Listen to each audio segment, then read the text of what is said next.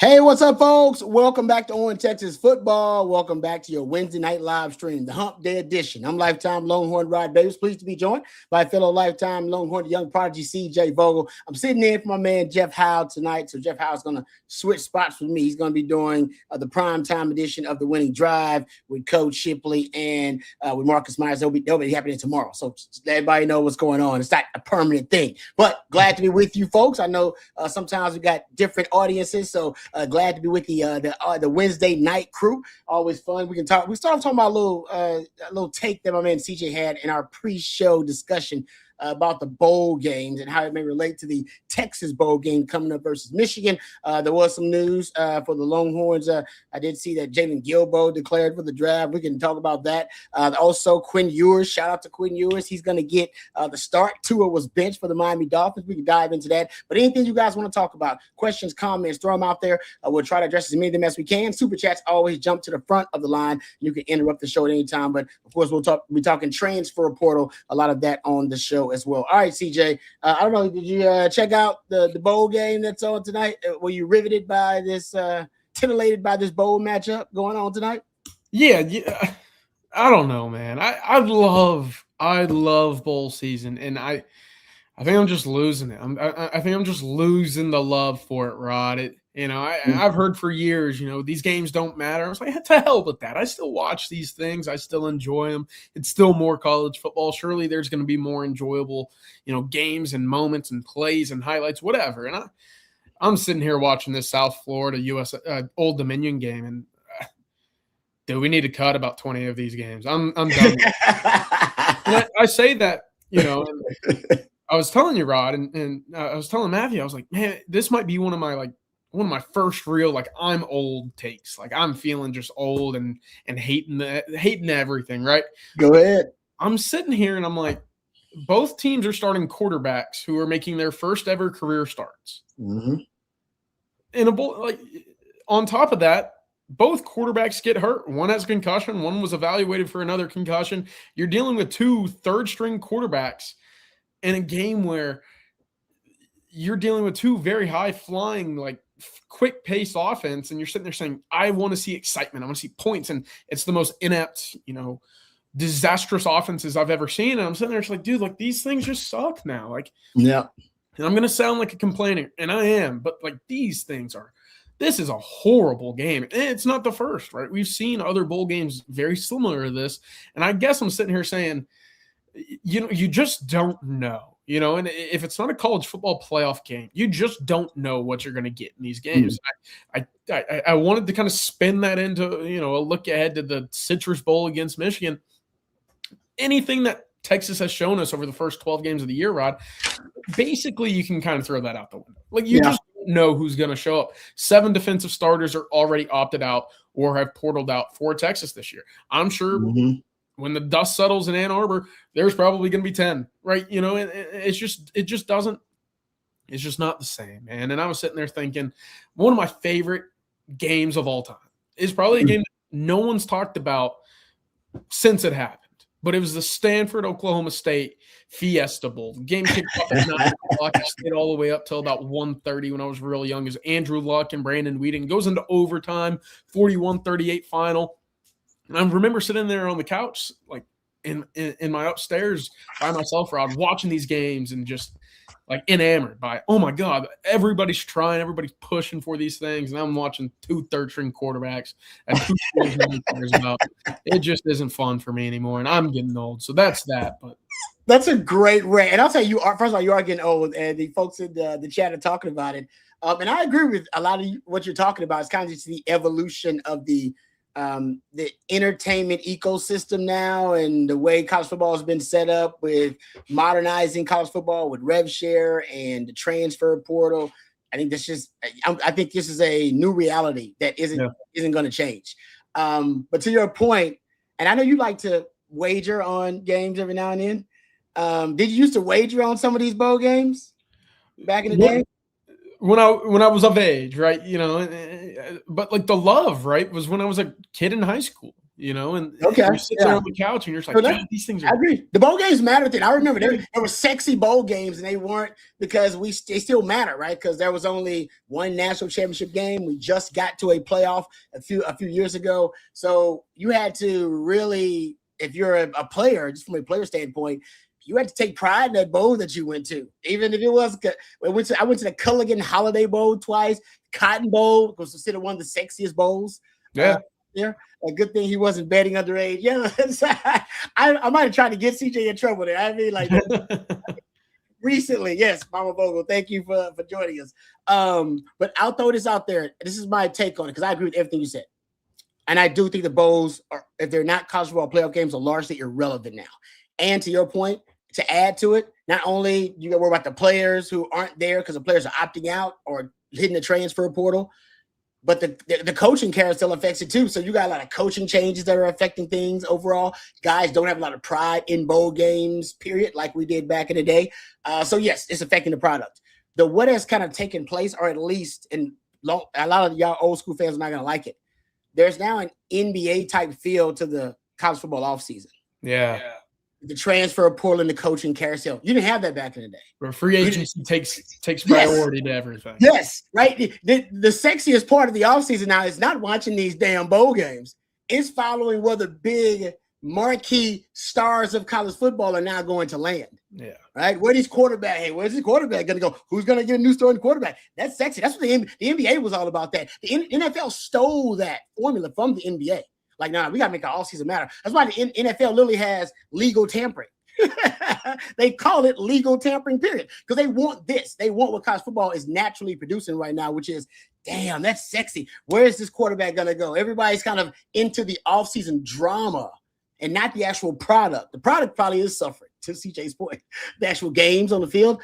But the interest, that's why ratings have gone up for 3-4 straight years. College football is a fustercluck right now. Yeah. But the ratings are through the roof because people are interested in a lot of the drama that's happening in college football right now. And so I think that's a big part of it. That's what's replacing what we used to love about the offseason was, man, look at all these cool random matchups in the bowls. These are really cool matchups that you would never see in the regular season. But now those matchups aren't so cool because of all the points you brought up. But now what is cool is, and I know some of y'all don't like it, is that, this team's best player decided, I don't want to be here anymore. I want to go play for a contender that's going to pay me more money. Yep. And that's very interesting, whether y'all like it or not. So that's kind of what I think is happening. Yeah, that's part of it, of course. And I think that's differently, but like the soap opera that is the NBA, the drama that comes with that is a lot of reason why it's one of my favorite leagues to follow. And I guess that it's been that adjustment curve for college football to sit here and say, well, wait a minute. Now it's kind of trickulating down where, to your point, Rod, July 4th was always the day in which NBA free agency started, and you would sit there. Yeah. You have Woj and Sham, notifications going crazy, and you're like, oh, this is crazy. But in that same vein, and here's how I'll spin it to a positive, because for the most part, and again, this is not uniformly speaking for everybody, but for the most part, I think a lot of Division I teams can sit there and say, well, we have our high school kids coming in. We're excited about that because it's an unknown, right? It's a lot of, well, we just don't know what they could be. We hear a lot about them. We see the traits. We see the film of their dominating high school. We think that they become really good players for us. And then you see the portal additions. And on top of that, you're like, oh, I see the traits. I see some of the big plays that they made for other teams. Now they come into us. And now you get to the combination of that, and you immediately get that hope of, hey, maybe we could be better than what we were last year. Not knowing, obviously, how they would mesh, how they'll be used. But that's kind of the silver lining in my eyes is every year now, there's probably 40 or 50 teams in the Division I that you could sit there and say, we may not compete, but maybe we'll surprise because we got some gems out of the quote unquote free agency. And so that's kind of the buy-in that I'm trying to find, a silver lining to in this line, when it comes to the portal, because look, you just don't get, you haven't been able to get free agents in college football. You're normally just stuck with what you got. So it's the unknown that leads you to hope. And that's something I think is really good for the start of the season. But by the time that you get to this point, it's kind of like, well, who cares now? right? Everybody's looking forward to their next stop or next paycheck, wherever that might be. Yeah, I just think we got to embrace that because that's not going to change, right? It's the transfer portal, NIL, rev share, until they can kind of get players kind of locked in for multiple years. Most guys are, I think they are incentivized to hit the portal as much as possible and try to maximize their value. So I think we just got to get used to this. It's what the free market looks like right now in college football. It doesn't mean it's always going to be this way, but it has, I think one of the things that will ultimately kind of outlive its usefulness will be these bowl games. Yeah. You know what I mean? There's certain things because of the evolution of our society, they're more of a burden than a benefit, right? Like the penny. The penny is going away because nobody wanted to spend the penny. I couldn't give a penny to a homeless man. They'd be like, now, the hell out of my face with that. They don't want the penny. Nobody wants a penny, right? They have pennies at the cash register because they don't want your penny. They don't even want cash these days, period. But anyway, the point is the penny was one of the things that was more of a burden than a benefit to society. Yeah. I think printed porn is there now, but that's a different discussion. But you did payphones, yellow pages and the white pages. Remember those? You're probably too young for that, CJ. And sorry, Mommy Vogel, about that. I think I heard of those. Yeah, but they have no place in our society anymore, really. You know what I mean? They're more of a burden than a benefit. And I think, honestly, bowl games like this are about to be that too. Sucks. Yeah, and they'll never do it. And this is my last point on the bowl games, but if you're under 500 playing a bowl game, hey, pack it up, buddy. Like, we don't need to see that. The product in these lower bowl games are already bad enough. We don't need to see an already bad team. It's not a reward to go 5-7. I think that is ridiculous. So cut a couple of them. I don't care. If it saves me 3.5 hours of watching just the worst football I've ever seen, I think I'm going to be okay with that. All right. We'll talk about how that relates to Texas in the bowl games, too. Someone said, I still use the yellow pages as my booster seat. There you go. I didn't even know they were still printing them out. So there you go. All right. Let's get to our first lead sponsor, our friends over at South Point Dodge, before we get to some of the questions. There's nothing like Texas football, and nothing runs like a Ram. South Point Dodge is Austin's Ram headquarters. And during the December wrap up the year sales event, the deals are hotter than ever. Huge savings on Ram trucks, Jeep SUVs, plus exclusive perks for On Texas football listeners. How about this? 90 days to make your first payment, and they'll ship your new ride right to you anywhere in the great state of Texas or anywhere in the country. That's a beautiful thing. Only over 600 vehicles right now in stock at South Point Dodge. So whether you need a workhorse or a weekend warrior, they've got you covered. Visit southpointdodge.com, or you can go see them off of I-35 in South Austin, and you can get to the point with our friends over at South Point Dodge. Go to southpointdodge.com. Thank you for supporting On Texas football. All right, before we get to the questions, we were discussing, how bowl games are kind of evolving and becoming more and more irrelevant with the new structure of college football. Well, the Longhorns going to be playing in one of them bowl games, the Cheez-It Bowl, Cheez-It Citrus Bowl. And do we think those factors we brought up, or at least I should say, how do we think they're going to affect Texas in that bowl matchup versus Michigan? Because Texas will have a lot of changes. Offensively, I think Texas may be okay.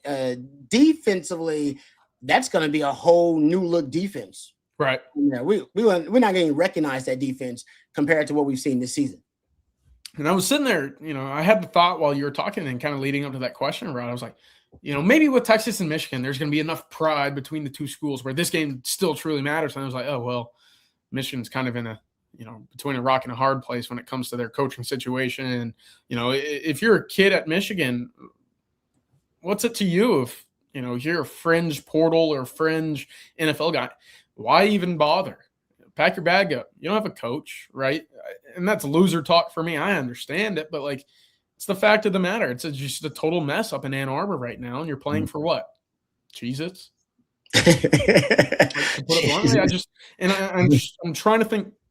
And let me try to think positively here. You play for pride, but again, we're starting to see it now where it's become very much the norm, where if you have a decision to make and you either head to the portal, you're not playing a game. If you're heading to the NFL draft, you're not playing a game unless it's a college football playoff game. And, that's unfortunate in the sense that, it's one more opportunity for you. Fans would like to see it. It's a better product on the field, but all the while, it's like, hey, you got to think about your future.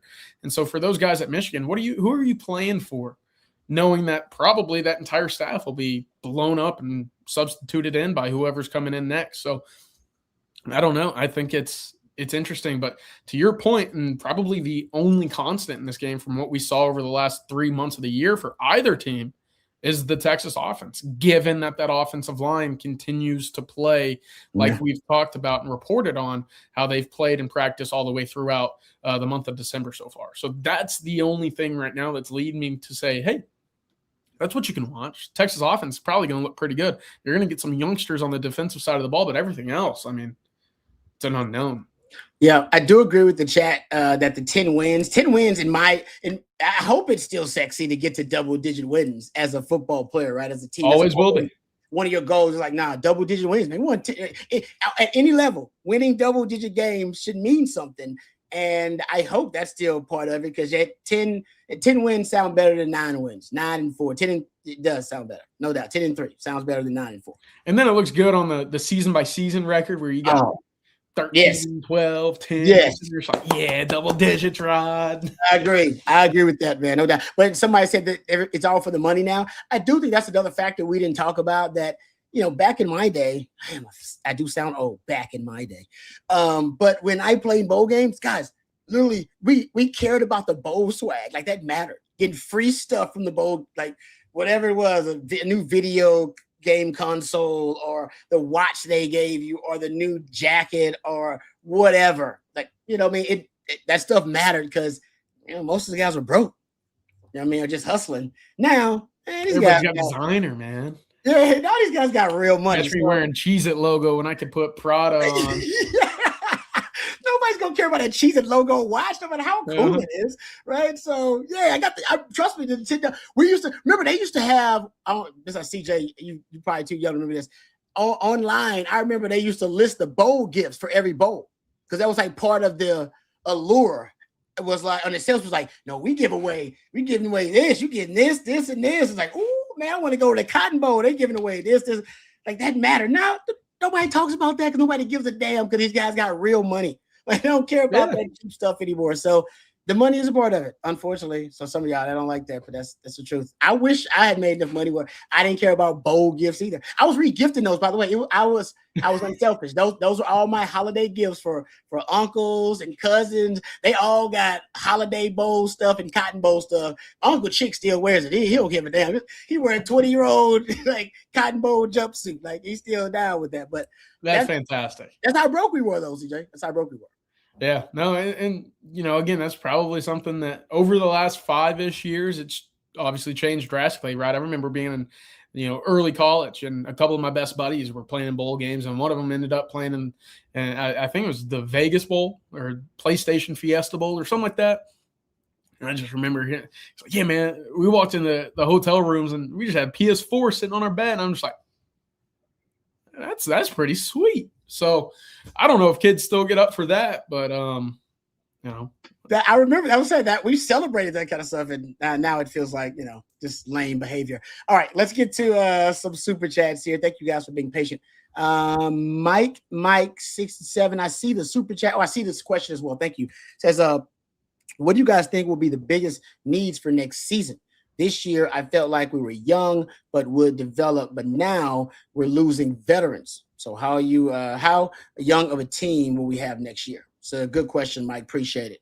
CJ, your thoughts? Yeah, no, I think it's a fantastic question. And look, youth is always going to be, in a way, an issue when it comes to the Georgias, the Ohio States, the Texases. Because look, if you're going into year 3 or 4 and you've not yet scratched the surface, well, let's be honest, some other school elsewhere is going to look at a talent of a 3-year veteran at Texas and say, hey, if they're not using you, we will, and we'll pay you for it. So there goes a lot of your older depth. On top of that, by then you'll probably have a lot of 3rd or 4th year guys off to the NFL, because that's what good teams do. They develop.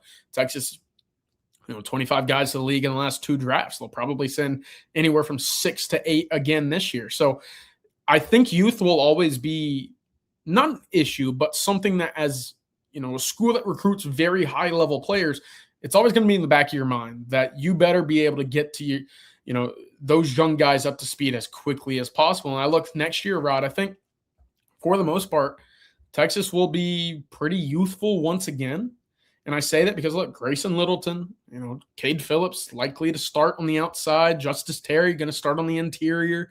Now you'll have more juniors this year than perhaps you did this past year. When I look at the wide receivers, that's a big part of it. If Trey Wisner returns, if Arch Manning returns, your backfield has at least a fourth-year senior at each position. You have a junior at right tackle, a senior at left tackle. So there's some age. Now it's about making sure that mentally that aligns with how long that they've been on campus. Because, again, we've seen it time and time again where, age and experience is great, but until you're on the field and not committing the dumb bozo penalties again, it just doesn't matter. No, I agree with you about that. I would say that's something that did show itself this year, some of the youth and inexperience for Texas, especially when it came to discipline in some key areas. So I'm with you there. I think Texas, they do have experience where they need it. Like at those premium spots we talked about, right? Premium positions, quarterback now being one of them, wide receivers should be one of those. If Trevor Gooseby, comes back, and Brandon Baker tackles, all right, your premium positions on the offensive side of the ball. On defense, took the edge position, premium position. Young corners last year, Grayson Littleton and Cade Phillips should be veteran guys for you next season. And obviously that's the secondary will be something you remake, but I think like I said, those premium positions, that cornerback position, I think you'll have some veteran experience there. So if you look at some of the spots where they're supposed to be the kind of the foundational pieces of a roster that you're building, the key spots, they do have experience there. Yeah. And hopefully when they go in the portal at some of those other spots that they fill in, they bring in proven commodities. There's something I want to ask you too. How many starters you think Texas got to bring in via the portal? Like overall?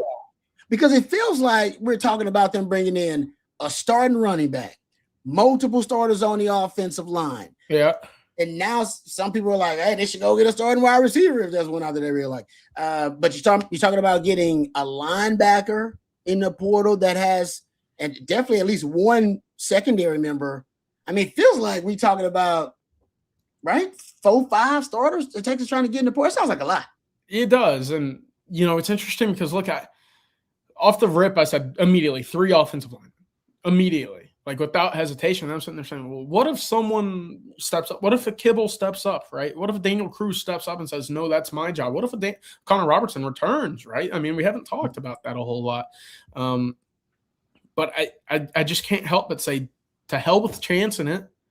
Go get a proven commodity. Go get someone who's been there and done that and did it against great talent and great opposition. Like, I don't – and this is going to sound like probably – weird because it's tough to just sit here and say to hell with development, but you have 1 year of Arch Manning and 1 year of Colin Simmons remaining. If you're not looking to maximize that to your fullest extent, I think you're doing yourself a disservice. And again, it's tough to just say and to punt on what you've been building behind the scenes. I don't like it, but I have to sit there and acknowledge, like, are we sure that there's a good option right now? I don't know. We haven't seen it. At least if you go to the portal, you could absolutely know that you're getting someone good who's played good players. Now, defensively, you should be okay on the defensive line. Now, I think Texas is going to go get a big body and play over the nose, a rotational piece, maybe a quote-unquote starter that can give you 20, 25 snaps. But look, Alex January is going to be back. Murad Watson's going to be back. You're going to have Josiah Sharma, Myron Charles, Justice Terry all rising. Now, if Hero Canoe returns as well, you should be not necessarily needing 6 guys on the defensive line again this year. That's the first time in 3 years. To your point, Rod, absolutely. Somebody in the secondary, whether it's safety, corner, nickel, it doesn't matter, maybe 2. But the one question for me, and so I guess to wrap this question up, you're probably looking at about 8 guys that are starter level. I don't know if that feels high to you, but it does feel high. I don't know. I'm serious. Because I wanted to ask you because I started thinking about it earlier. I was like, man, it feels like we're asking a lot of Texas in the portal in terms of them to be aggressive in the portal. And I mean, that I'm with you. I think it's the all in for Arch, but all in for Colin Simmons too. I mean, you're talking about guys who have top 10 upside overall, that kind of upside. You need to make sure you maximize that window, and that window is just 1 more year. So right, that's it. And Sorry, I haven't talked to you about this, and if I did, excuse me. But look, I said the other day on Texas football, I think getting a portal wide receiver, starting caliber guy, I think that's a luxury for Texas. It's not a necessity. It's not something that you have to have if you go into 2026. And I know some Texas fans and, even, some close friends have shot me a text, like, what are you talking about? Texas has to go get a big playmaker, someone, that can take the ball and go. And to that, I say, maybe, yeah, I see the argument, but Texas can win football games with its core right now. Now, will obviously their ceiling rise if they go get themselves a Concepcion or a Craver, someone like that? Yeah, absolutely. But I don't think that's a top 3 spot on my board when it comes to positional necessities out of the portal this year. I don't know if we've talked about it, Rod, but I wanted to get your thoughts on where a wide receiver and a starting caliber wide receiver kind of fit into your big picture. That's good. It's not, O-line is higher, running back is higher. Now secondary is higher for me. I think linebacker too, yeah. I'm with you. I'd put linebacker ahead of it too, just because, and I know you're losing DeAndre Moore to the NFL, but you're still bringing back 3 guys there, and one of them being an all SEC caliber performer. I'm with you. I think it would be probably 5th, in terms of getting a starting caliber wide receiver, and that's going to cost you in the portal. I think Texas can find really good value in the portal. They've always found good value at wide receiver in the portal. What are you talking about? Mosley, tremendous value. What are you talking about? Matthew Golden last year, really good value there. I think A.D. Mitchell was like that. So I think Sark's offense is a wide receiver friendly one. And if you go get a guy, you can get somebody that can help you in the rotation. But do you need a number one? Basically, what people want to go get another number one or a number one wide receiver in the portal. I don't think for Texas that should be your priority. Going to get a number one. Now, if the opportunity presents itself and you're in it with one of them top guys, hey, you're Texas. So yeah, who knows? You could get a game changer. My only complaint about the wide receivers, I'll just throw one out there. So we're talking about one complaint. I don't think you have like true man beaters, like a guy who just can annihilate man coverage if a team wants to play you man. And I think, not a lot of teams do it, but I think the deeper you get into the college football playoff, and you want to be in that every year, and the more elite teams you play, and that's the SEC, you got a lot of them. And I think the way Sark's offense is constructed, man coverage is a good defense to really kind of shut down some of the RPO concepts that Sark has. So I think teams play a little bit more man against Texas, and they don't. I would say, go look at the numbers, and I'll dive into this probably in football theory this week. Go look at the numbers of Texas wide receivers versus man. It's troubling. That's all I'll say. And where do you face those man coverage teams? It's your Georgias, your Ohio States, guys that have adequate or the longer limbs, fast, superb athletes. I'll say this. LSU, when you face them, they're gonna be like that. Yeah. but to flip this around, and I hope this is kind of where Texas goes defensively. We saw it against A&M. Texas played press man on the outside against 2 of the faster, more dynamic wide receivers that we've seen all year, and against a quarterback who isn't very accurate. That's what you needed to do, right? I think Auburn, I think South Carolina really set the blueprint of if you play press on the outside, even if you don't even have to stick to press man, but if you sit there and you just press and you create smaller windows to start plays against a Marcel Reed or an A&M, well, then you allow your defensive line pressure from the interior, your edge rushers to crash before that window then opens up for the ball to be presented. And that's kind of the thing is with an Arch Manning, I think you can fit balls into tighter windows than a Marcel Reed, obviously.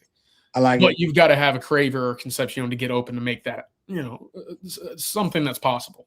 Yep. No, I love what you said about Texas, because Texas is playing a little bit more man coverage. And I think the more guys that get out there like Cade Phillips, and I think he actually was one, if you look at it, when he started playing more, they started letting them play, I think, a little bit more man and some press man. Now, that could just been them trending toward that at the end of the year, or it could have been, hey, that's what this young buck does really well. Let's set him up for success.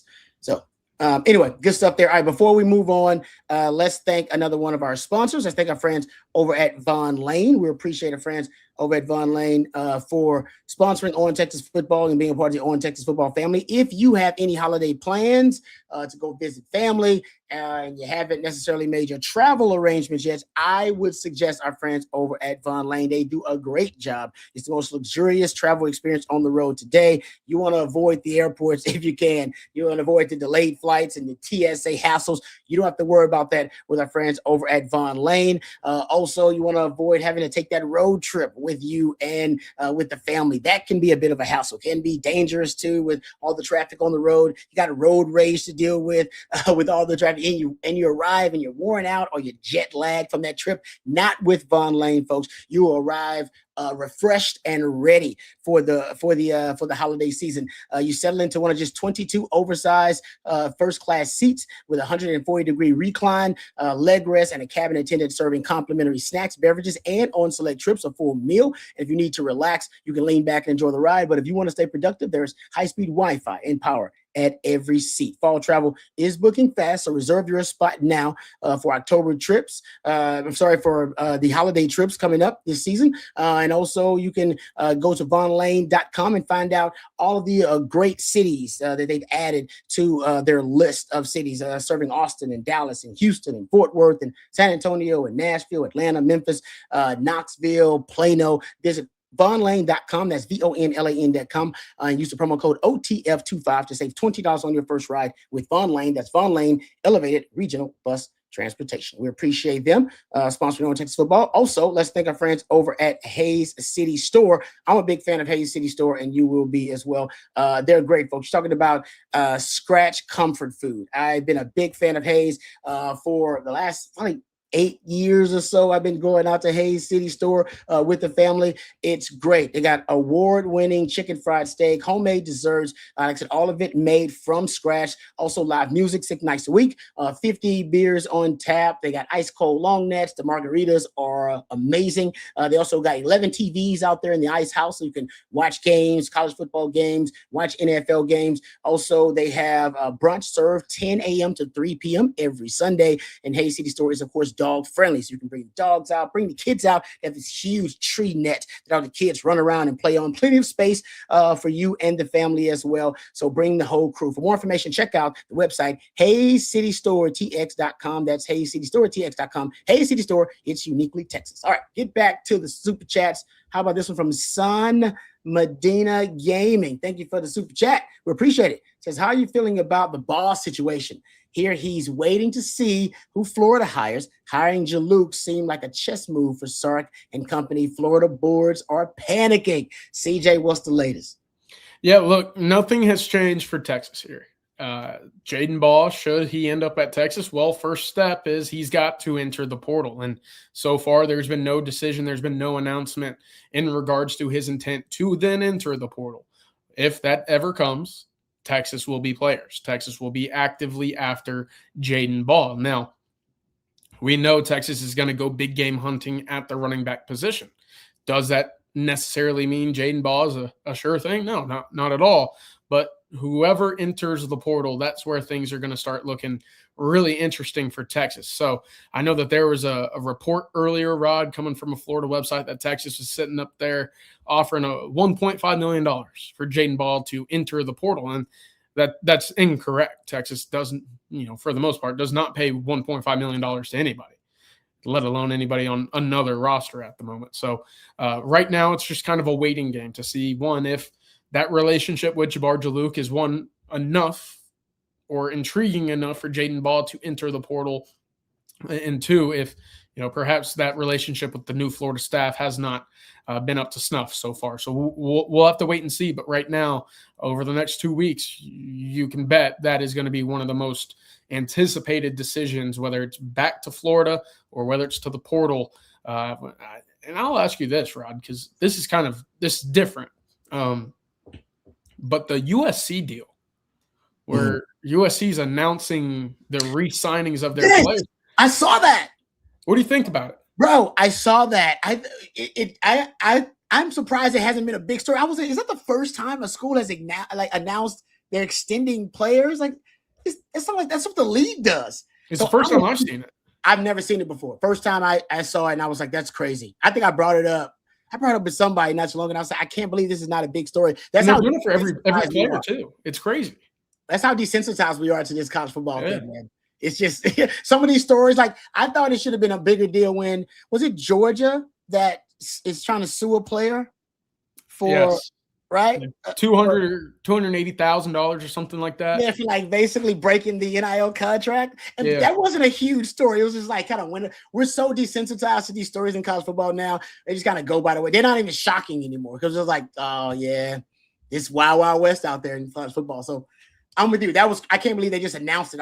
It's not against the rules or anything, but it seemed like it was something that schools were trying to keep under wraps that they didn't want everybody knowing. But now it's hey, come look at us. We're paying our guys. Marcus pointed it out too. Maryland announced the re-signing Malik Washington, their quarterback, as well. And you're sitting there, like, well, man, he was a freshman. Yeah, I know he's coming back. He was like, hold on, like, no, you don't. You got to make it a whole deal. So it's wild where new every day your head turns one different direction. You're like, wait a minute, what did I just see? And I guess it helps you like in terms of stability, the perception of stability. That we're keeping our guys. Our guys are coming back. It's a strange new world. All right, getting back to the super chats here. Oh, can I ask you? We're talking about the running back real quick. Trey Wisner. Do we have any feeling about where he's leaning? Yeah, a little. And again, in the NIL world, Rod, anything can change. So he is eligible to declare for the NFL draft. Let's put that on the table. He did have a meeting with Jabbar Jalouk. I was told that went very well. I was told that the energy of Jalouk reminded him a little bit of Tashard Choice, the coach, of course, that recruited him, signed him, coached him, developed him, whatever you want to say. And that's big because I don't think that was necessarily the vibe of the running back room this past year. So if you can get that back, look, I think Trey wants to return if that NIL, deal is, up to snuff for him. I think he will or would rather return to school than enter the NFL draft this year. All right. That's what that's big too. We don't talk about the Trey Wisner news enough because I think right now he probably is kind of 50-50. All right, good stuff there, CJ. How about this one from Worldwide Blends? Thank you for the super chat. It says, crazy, I'm one of the team barbers. Ah, nice. Thanks for hanging out. We appreciate that. So, and I usually get some. Hey, man, give me your number. Hey, Rob, you might need it too. You know what I'm saying? I got a nice I got to travel a little ways for, you might be closer, Worldwide Blends. But he says, I'm one of the team barbers, and I usually get some type of inside info, but they've been silent about going after Cam Coleman. Could he be in play? Thank you, Worldwide Blends, for the super chat. Oh, there you go. We were just talking about that big game wide receiver, a number one guy. Cam Coleman definitely fits that description. Yeah, absolutely. I mean, Cam Coleman, I'm sure the comparison's been made, but I was sitting there like watching him the other day. I was like, that's Julio Jones, man. That kid is special. The hands are unbelievable. But he kind of falls right into that Jaden Ball category, where for Texas, you kind of just have to sit there and wait. You have to make sure that one, he enters the portal or at least announces his declaration to then join the portal whenever it opens on January 2nd. So you're kind of in a waiting period. And of course, agents are going to talk behind the scenes, but what's the job of an agent, Rod?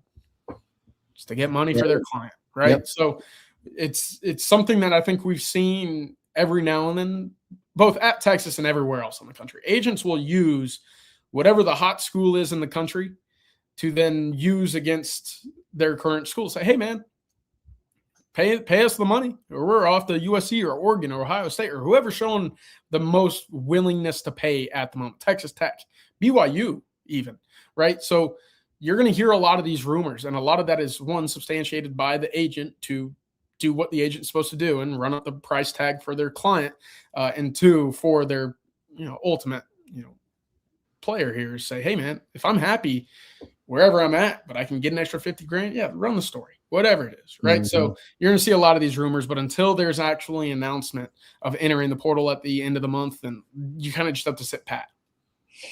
Yeah. Did you hear Drinkwitz go off on tampering? No, I did not. He normally has some good rants, though.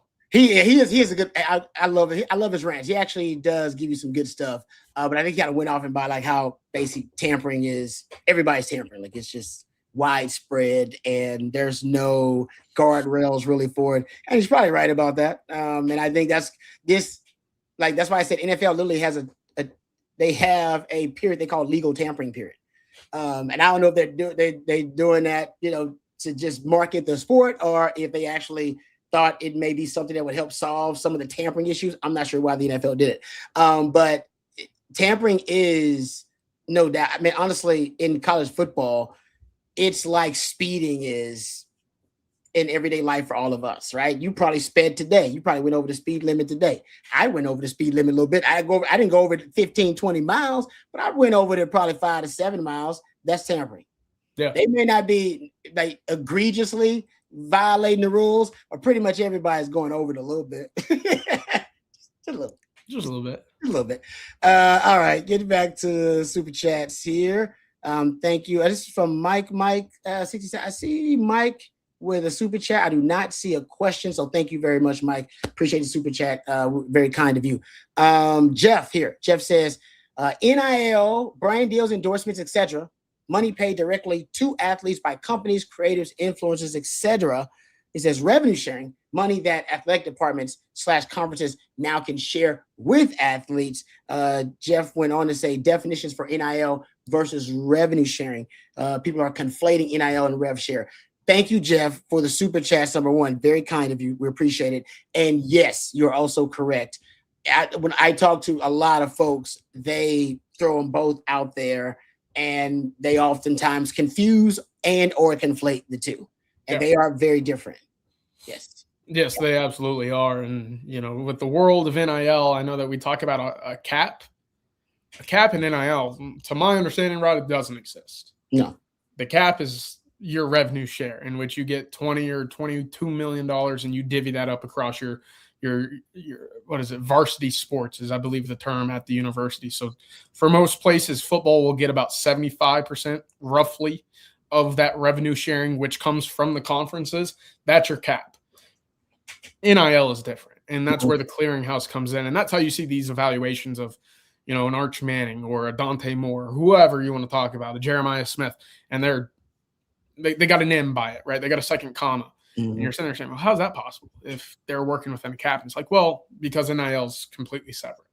Yeah. And those guys, the combination is the evaluation, the combination for those guys, the revenue share they're getting and NIL on top of that. Well, that's where the difference comes in, because I think it came out that, was it Arch didn't, or was it Quinn maybe didn't take $1 from the school? Okay. You're sitting there, it's like, how's that happen, right? It's like, well, if you're getting so much from NIL, it didn't need it. Didn't like, yeah. It's like what Tom Brady did on the Patriots. It's like, hey, I don't need the max contract. Don't pay me the most money. Right? I'm married to a billionaire supermodel, right? That's true. You're right. Go get me an offensive line and a receiver and shore up that defense with all the money that could be going to me instead. Yeah, that's a good point. And Texas is actually the school that can afford to do that. Hell, Arch can afford to do that. Yeah, no kidding. All right, good stuff there, CJ. Good breakdown. All right, before I want to hit a couple of questions. I got to ask CJ something here, but I want to hit a couple of more questions. How about this one from Buddy Pal, Chief Big Guy? He says, what's the difference between an on-ball linebacker and an off-ball linebacker, and why is one more valuable than the other? From my understanding, Buddy Pal, Chief Big Guy, and I could be way off about it, essentially, I think the on-ball linebacker is basically a guy just kind of a run-first linebacker. Guy that's basically kind of a downhill run-stuffing linebacker. And off-ball linebacker is more of a guy that can play in coverage for you. There's not be a liability out in coverage and be more in space, which is why you don't even hear people talk about on-ball linebackers as much anymore, because it's a pace and space passing league, and they talk about off-ball linebackers. Now, like I said, some coach has a different definition. Remember, more of a like literal definition of it for you. That's kind of the conceptual definition that I got. Like I said, that's conceptual though. CJ, you might have something different. That's what I always thought of it as. Yeah, I'm with you, Rod. On ball to me is a guy that you'll spin down every now and then to play off the edge, whereas an off ball is like your Leon Glafaus or your Ty Anthony Smith, someone that mans the middle of the field, is 5 to 6 yards off the ball, and basically just puts a dent in the grass at the same spot every single play from where the ball is set. That's kind of always how I've put it in my layman mind. Yeah. Like I said, I think everybody's kind of got their own definition of it. I like CJ's definition too, a guy you can spin down, put on the line of scrimmage, basically, if you need to. All right. How about this one from MJF? Say, are we still recruiting any of our own players that have announced portal entry? Ooh, did Sark do that? Remember, didn't Sark say one time that he doesn't once you go into the portal that there is no coming back?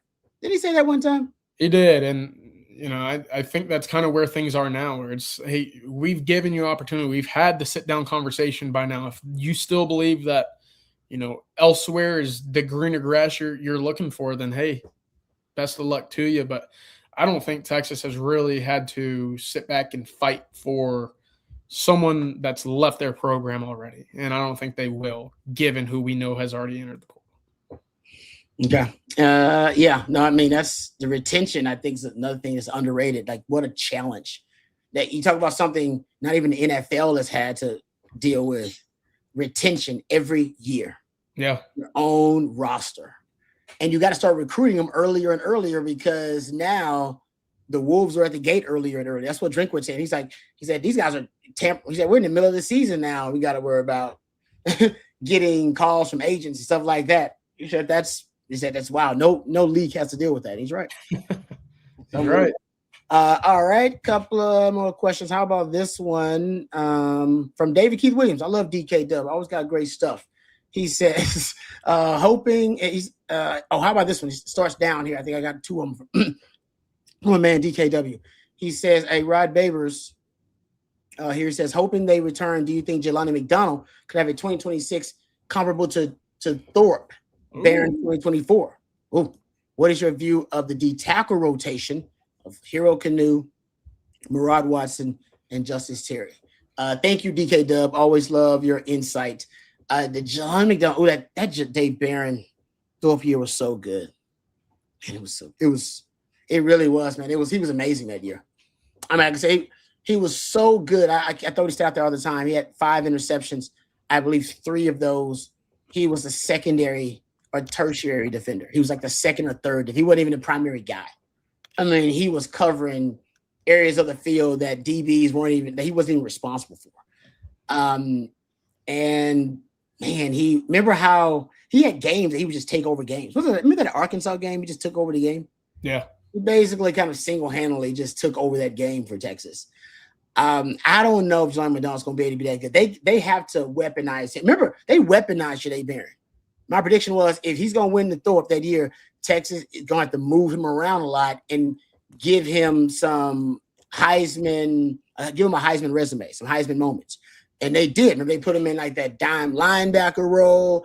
Obviously moved him out to corner, and then sometimes he would bump inside and play the nickel in some sub packages. He moved around. He was the most versatile weapon in college football, arguably, because he moved around more than anybody else. Yeah. And so they got to do that kind of stuff with Jelani McDonald if they want to win him to Thorpe. Now, could he turn himself into being a early round draft pick? Yeah, because he's got some physical freakish traits, and he's toolsy and long and rangy, and he's got some ball hawk in him. So he end up making plays on the ball. So I think he can do that. Whether the Thorpe, you gotta have a narrative, right? You gotta have a storyline. And the storyline for Jaden Barron was he's the most versatile defensive back in the country, period. And he proved it on the field. Jelani McDonald could be a versatile chess piece for you as well. But like I said, you got to kind of have a story that you want to tell. And Jaden Barron had a really good story from Austin. Jelani McDonald, you got to start putting together a story for him if he wants to win the Thorpe. It's more than just to play on the field. Yeah. That's Tom Bianco's job. The thing that is trending in the right direction for Jelani McDonald is his ability to create turnovers, just find turnovers, right? And that's something that I think will go, it'll certainly go a long way in regards to any Thorpe candidacy that he has. Now, we've talked about it too. Turnover luck's a real deal, and there's no guarantee that it translates from year 1 to year 2. But when you're in the middle of the field and when you're weaponized like what we saw with Jaden Barron, being around the football in the middle of the field, well, that certainly helps. So that's to your point, Rod. If Texas wants to get, Jelani McDonald into that conversation, he's got to be used like a Jaden Barron was. Yeah, and I think he's capable of it, by the way. He's got that kind of talent. And there is, like I said, template in front of you. DKW also says, my history of speeding is probably worse and more extensive than some college football coaches' history of extramarital affairs. Talking about, hey, I don't know about that. Some coaches. That's quite a comment. David Keith Williams, I hope you didn't play for Georgia back in the day. I was going to say, that's exactly where I was going to. All right, thank you for that one. Oh, some super chats I missed, and I apologize about these guys. Came in a little later. Steven, thank you for the super chat. Says Rod and CJ, given the skill sets of the returning secondary players, 26 recruits, and who we losing to the portal in the draft, what type of players should Texas add in the portal so we have a strong best 5 2026? Oh, that's a fantastic question. Man, that is good. I will say this. I haven't heard anything here. There's no obvious, there's no sourcing, there's no intel. But one guy that I watched immediately when he entered today was Bo Masco out of Rutgers. And why is that the case? Well, he was an all-conference member selection, whatever you want to say, in the Big Ten this year at Rutgers. On top of that, he was coached and recruited by Mark Orfe, who's now at Texas. So you see the, obvious traits of who Orfe likes to deploy, the skill sets of playing the press man, his stickiness and coverage. But I think that's something that you look at and you say, hey man, too many lines. They kind of make sense here. I'm not saying it's going to make, it's a slam dunk guarantee, but when it comes to finding guys that already fit what the coaches like it, you don't need to look much further than an all conference guy in the power 4 rod that was coached by another guy that's already on your staff. That's true. Yeah. But in a larger, broader answer here, it's someone that has the ability to play sticky man coverage. And that's easier said than done, obviously. But you look at a Grayson Littleton and a Cade Phillips. They change direction very well. They play the ball very well. Both of them, I believe, were tied for the team lead in pass breakups as true freshmen. That's something that you have to look at. And, I loved Manny Muhammad. I thought he was a great cover corner. I didn't think he played the ball all that well. It just wasn't his skill set, right? But that's where I think Texas is starting to look at is guys who fight through the hands, guys that turn and get eyes on the quarterback and make a play on the football. But you could speak on that more than I can. No, I love it, CJ. I think that's good stuff. Only thing I'll add is, if you have the luxury, and like I said, I want to overstate that term, luxury, to find a guy that's versatile. And we keep going back to Andrew McCougar because he was the ideal acquisition for Texas in the secondary. He could have played any position in the secondary. Actually, that's something Dabo Swinney said. But he was a versatile piece for you, and he was a coverage guy at safety. He could actually cover at safety and was physical. So versatility is something that, and it's just something that Texas does prioritize. They position flex and they cross-train guys. You can get a guy that can play multiple spots for you just in case you got to move some pieces around just to get your best 5 out there. That you got to move a guy around to get your best 5. I would like that. Like maybe it is Grayson Littleton going out to corner because you found a guy that can play the nickel. Or maybe it is Grayson Littleton staying at the nickel because you got a guy that can play the corner. I think the versatility helps. That's why I think Grayson Littleton being a little bit flexible, they can play the corner or play the nickel, is going to give Texas some options to get their best 5 out there. But I'm with you. That's usually what Coach Aquino specializes in. I know some people have been very critical of Coach Aquino, but man coverage and getting the best 5 guys out there in position flex, those are kind of his key trademarks as a coach. I'm hoping to see more of that for Texas next season. Mm-hmm. Thank you, Stephen. We appreciate that super chat. Jeff says, Rod and CJ, you do a great job. Thank you, Jeff. Very kind of you for that. Thank you, Jeff. Chat. We appreciate that positivity. Let's thank our final sponsors of the night before we close things down. First, let's thank our friends over at Advanced Pain Care with a message from 2 legendary lifetime Longhorns. Pros know the pain stops here. Physical therapy helps me as an athlete then and now. And do I still need therapy? Yes. Advanced Pain Care helps with that. Injuries will stack up. They'll add up. You can't let those injuries get you down, and Advanced Pain Care has been very helpful for me. We can help with whatever's got you down, from nerve damage to our spinal cord stimulator. Pain is inevitable. Suffering is optional. Same-day appointments available. Advanced Pain Care. The pain stops here. All right, thank you. And thank you to also our friends over at South Point Dodge, our lead sponsor for tonight's program. We appreciate them. Nothing like Texas football and nothing runs like a Ram. South Point Dodge is Austin's Ram headquarters. And during the December wrap up the year sales event, the deals are hotter than ever over at South Point Dodge. Huge savings on Ram trucks, Jeep SUVs, plus exclusive perks for On Texas football listeners. 90 days to make your first payment, and they'll ship that beautiful car to you no matter where you are in the great state of Texas or in the this great country that we live in. They can get it to you. Over 600 vehicles right now in stock. So whether you need a workhorse or a weekend warrior, our friends over at South Point Dodge, they have your back. SouthPointDodge.com, or you can go see them in person off of I-35 in South Austin. Get to the point with our friends over at South Point Dodge. All right. Hey, Freelance Society. Hey, love my man Freelance Society says I was able to turn my VPN on so I can super chat. Is this pressured all season? Yeah, thank you, Freelance Society. And great work. Keep up the great work. Absolutely. Real journalism. Merry Christmas as well. Yes, thank you. Happy holidays to you. All right. Is this Sark's most pressured offseason yet? Yes. No question about it. Because there was regression, whether, however you want to define it, compared to now, he did set a really high standard. That's because he's been great. So Sark is right now being a prisoner of his own excellence. But the standard was set that Texas was trending toward getting back to the semifinals of the college football playoff or getting to the championship, and you didn't even make the playoff. Okay.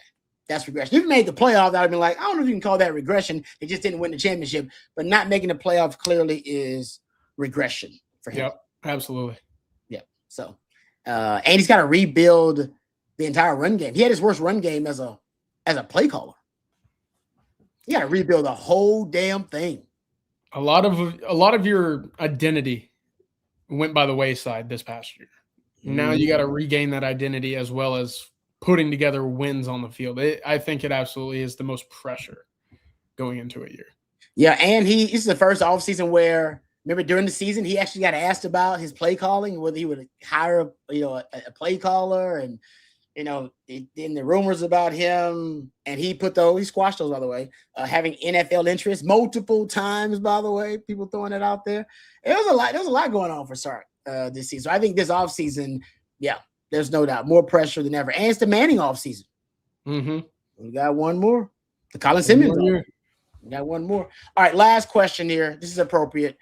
Marco wants to know, CJ, what are some classic Christmas movies you have not seen? Rod, give him some good suggestions. Oh, okay. Well, you've seen all the classics, right? You've seen, Christmas Vacation, of course. Seen that? Yeah, I've seen that one. Seen It's a Wonderful Life, right? Maybe. That's one of the older movies. Yeah, older movies. You ever seen? I've seen the Red Rifle one where the kid shoots his eye out. Yeah, Christmas Story. Christmas Story is great, fantastic. Yeah, Elf. Okay, yeah, Elf is good. I watched the 2 Home Alones last night, so you got some of the classics. You're good. I'll tell you what. Is one of the, but you're right. That's like 1940, 30. Well, I don't know, 50s. I don't know when it came out, but it was a long time ago. It's a Wonderful Life. I don't think I've seen that one. Jimmy Stewart. I don't think I've seen that movie. Okay. Bad Santa, yes. That's good. I'll tell you what. My favorite Christmas movie. Oh, give it to me. 4 Christmases. That's a good one. Is that the Vince Vaughn? I'm a fan of Vince Vaughn, Rod. That is I would agree. That was underrated Christmas movie, man. Underrated. I agree with you on that one. Okay. You know what? I'm not gonna pull CJ's card on this because CJ named some great Christmas movies. I rarely pass the movie quiz. I rarely pass that, Rod. We've talked about this for years. I mean, you nailed that one. So Mama Vogel's doing a job at Christmas time. Y'all watching some quality films in the Vogel household. All right. Thank you guys for all the questions, super chat. Sorry we couldn't get to all of them. If we missed any of your questions, please direct them to the gentleman at Coffee and Football bright and early tomorrow morning. The man, the myth, the legend himself, Bobby Burton, the estimable Jerry Hamilton. They'll be joining you at 8:15, bright and early at 8:15 a.m. Also, you'll have the Thursday primetime live stream. It'll be the Winning Drive, the primetime edition. My man Jeff Howe's going to sit in for me. And it'll be Coach Shipley and lifetime Longhorn national champion Marcus Myers will be joining that crew. Also, let me thank my man Matthew behind the scenes. He's the real MVP. Couldn't do it without him. He's better. He's the best in the business. I really appreciate his efforts. Thank you, CJ. Great work as always, man. Love working with you. And thanks to you guys for the super chats. Thank you, guys, for all the participation. And for Matthew and for CJ, I'm lifetime Longhorn Rod Babers. Until next time, hook 'em horns. Happy Wednesday, Matthew.